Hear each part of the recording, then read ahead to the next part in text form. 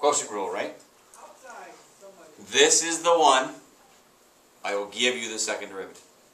And this is the one I'll give you the second derivative. But you still need to know how to do the first derivative. U prime, V prime. Remember, simplify your derivatives. 2x times x squared minus 4 minus 2x times x squared minus 9 all over x squared minus 4 squared.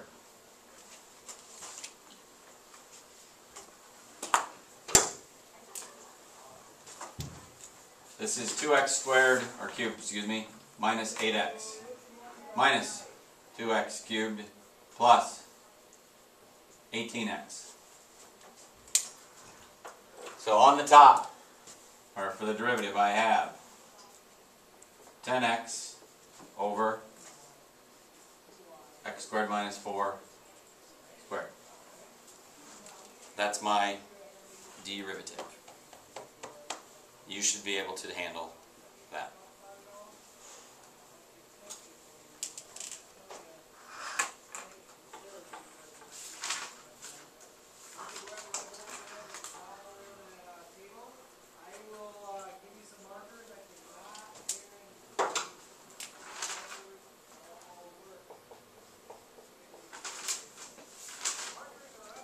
Lean in and tell them I've got extras if you need them.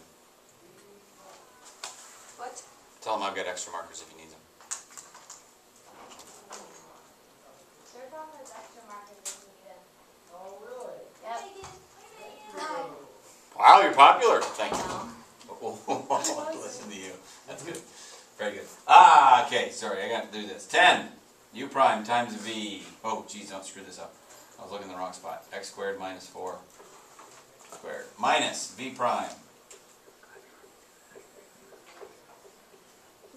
times u all over v squared. Then remember what happens? One of those goes away.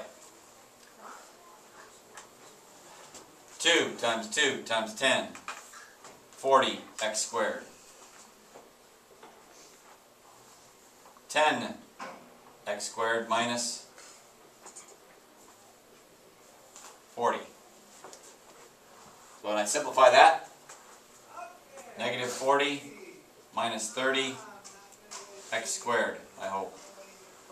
Anybody catch anything I did wrong? Perfect. You have no idea. You were sleeping.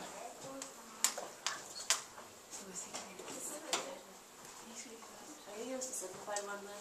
I'll leave it just like that. Okay, good. You won't even see any work. It'll just be bam. I'll just have it there. Ready? Okay, domain. Now here's where things start to get tricky. Or more complicated. What do you want to think of it? Domain. Hard. Difficult. Not really. It is a fraction, right? Yes. Who blows it up?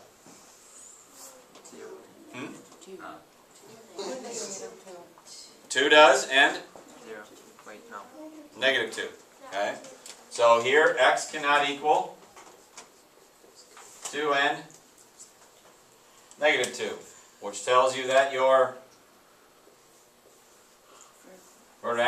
vertical asymptotes are 2 and negative 2.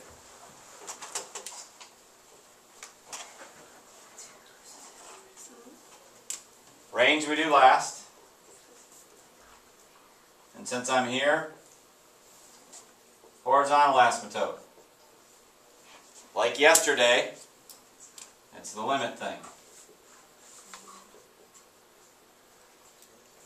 X squared minus 9 over x squared minus 4. And the technique for the infinite limits? Divide by x squared. Highest power of x. Now, since this is analysis stuff, I'm okay with you just kind of abbreviating things. You don't have to carry all that stuff along. What happens to these two when I plug in infinity? go to 0. And so this equals 1. And it's a y equals 1. Horizontal line. Vertical asymptotes also needed.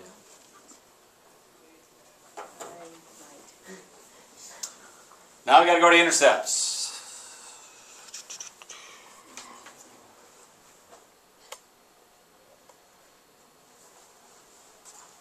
So, the x-intercept, how hard is that one this time? So hard. Not really. It's easier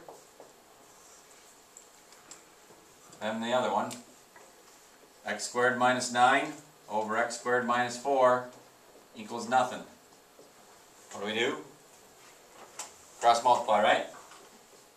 X squared minus 9 equals nothing. So I have 3 and negative 3.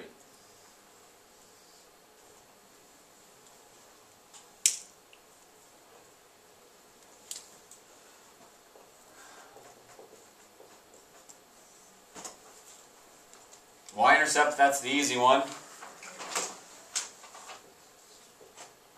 Negative 9 over negative 4 or 9/4.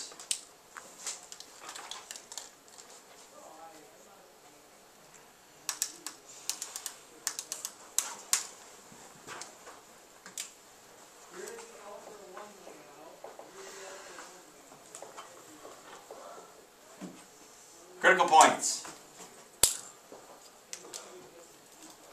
Find my first derivative over in that big mess over there.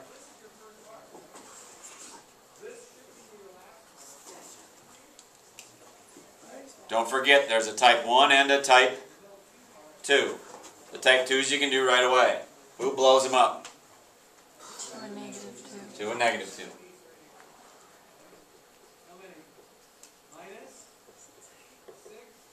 I set it equal to 0. Do I have some? In this case, I do. I cross multiply and get 10x equals 0, or x equals 0. Those are my critical points. Inflection points.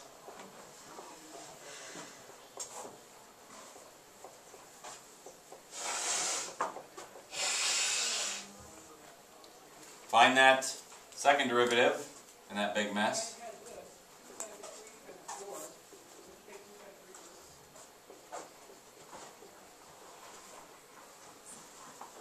Also a fraction, so I gotta look for type 2s, right? 2 and negative 2. Common number showing up here. I set it equal to 0. And I got negative 40 minus 3x squared equals 0. Which really means negative 40 equals... Isn't that 30 is negative 30x squared? It is mean. Did you see that? I see it. I don't know what you guys are talking about. Thank you. You're welcome. Well, what's that give you? X squared equals negative 4/3. Can I take the square root of a negative number for this? Nope. So I only have these two IPs. Only those